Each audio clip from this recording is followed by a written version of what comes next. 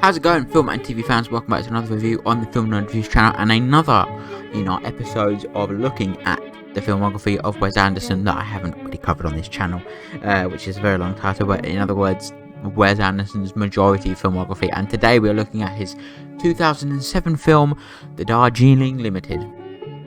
Now, it's a movie that still retains a lot of the Wes Anderson isms, is still hugely enjoyable. Still has a great story, but it's very different to his other pictures in that the characters do get developed across the entire picture, opposed to being quickly developed in different scenes. And I like that. I think our three leads are fantastic. The story is really fun, and like I said, it's a Wes Anderson film, but with a bit of a twist in that regard, in terms of how it's structured and how the characters move along. And I think all three of our leads are fantastic. Again, it makes for a movie that it is great to see. This marks the first Wes Anderson film that Adrian Brody stars in. We go on to have supporting roles in films such as Grand Budapest as Dimitri, and in The French Dispatch most recently, as well as, I believe, Fantastic Mr. Fox. But yeah, it's a movie. It's a movie that I still very much enjoy. I think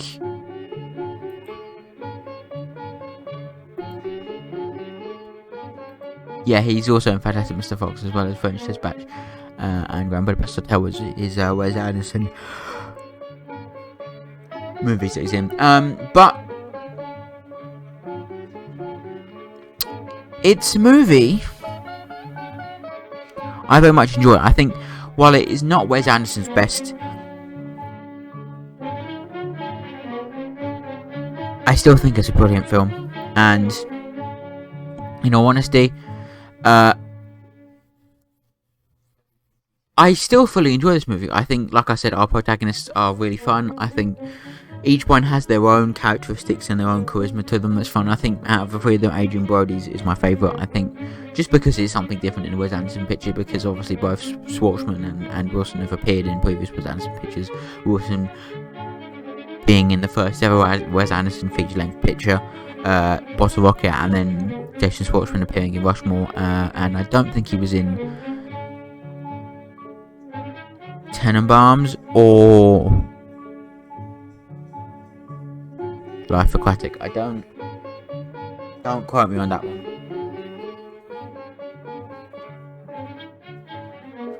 But I also think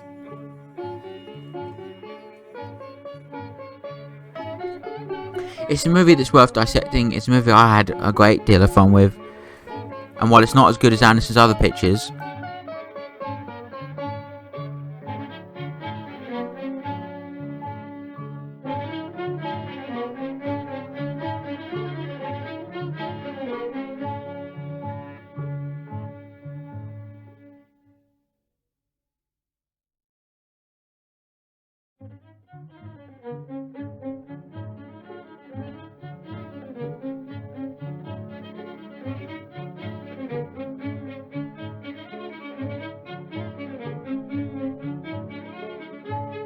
it's certainly a film that lives quite interestingly in its ability to it just feels great fun. It is. Ooh. Sorry, I've just received a package of the Unstoppable Original Motion Picture soundtrack as the recording of this video is going on. So yeah. Anyway, Darjeeling Limited is brilliant fun. as a Wes Anderson film, it is fantastic. I think, like I said, all the characters are fucking brilliant. The story takes an interesting turn as well. It goes to the funeral at the end and stuff, and I think that's really fun.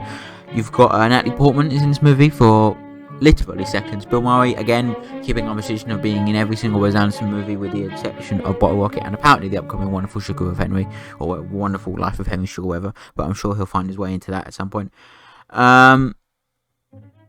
But yeah, he's only in this for brief seconds at both the beginning and the end, so this does make it the movie he's in the least, but he is in it, so there you go.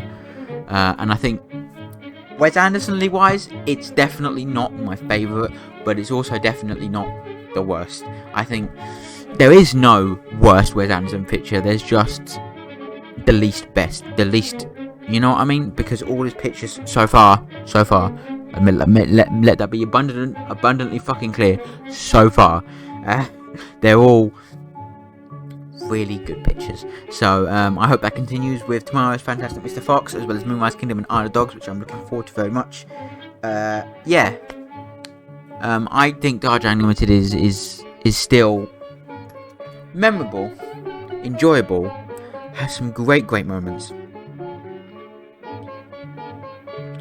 It's very intriguing as well. I mean, you know, the leads give terrific performances as always. The story it feels quite different to Wes's others as well. And I thought it's just a brilliant little film that fills his catalogue up quite nicely with this very, on Western feel to it,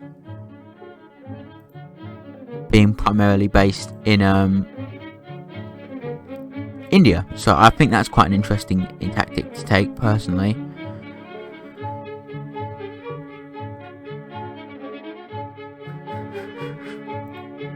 But humbly, I just think it's a movie that still, I mean, I'm not gonna lie, it's the first one I've seen where I think there are a few issues with it, but they're not glaringly obvious issues. They're more, I think, structural issues, length issues as well. Having to condense it all into an hour and a half isn't always the best, but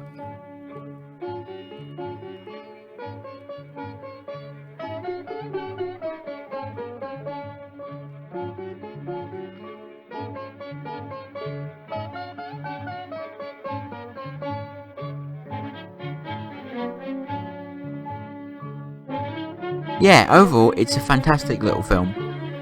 A film I very much enjoy as Wes Anderson as Wes Anderson as it is, and I think that really puts me in that position of saying that I did give this film 5 stars on Letterboxd, because I do think still, despite some of the things it lacks, it's still a beautiful Wes Anderson picture with some great cinematography and some great fucking shots, some absolutely beautiful shots. But I also think at the same time it is suffering from that spark. There's something missing. I can't quite put my finger on it, but there is just something missing from it. And I will, once I find out what that is, I will let all of you lovely people know. But yeah, this has been my review of the Darjeeling Limited, Wes Anderson's feature film, directed by him. I think, what was it? His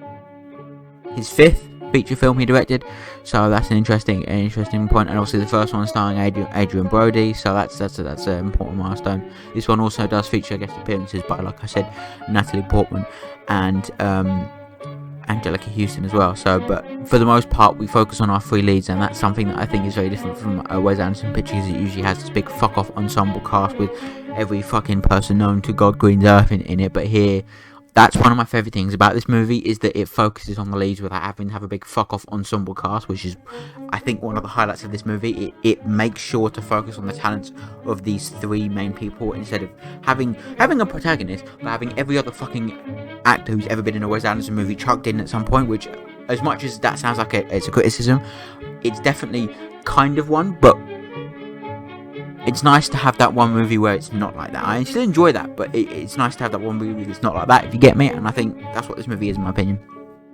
and it's brilliant. So yeah, thanks so much for watching my review of the Darjeeling Limited, Wes Anderson's 5th feature film. Tune in tomorrow for our review of Fantastic Mr. Fox, a film I kind of possibly may have been the first Wes Anderson film I saw, because I have the DVD, but I don't remember watching it. I don't actually know. So we'll find out tomorrow. Thanks so much for watching. Have a wonderful day, and do not forget to check out the other videos. Now, music-wise, we have got some stuff coming up. I've been working really hard on my newest album. Well, actually, it won't be the newest album when it comes out, but my best work coming out on December 25th, so stay tuned for that, as well as a Retro Squad EP. I'm happy to announce I'll be doing that. I'm going to try and do as many albums as humanely possible for Haunted House, because I have so much love and affection for that fucking place. So yeah, thanks so much for watching. Stay tuned for more music, and yeah, bye bye for now.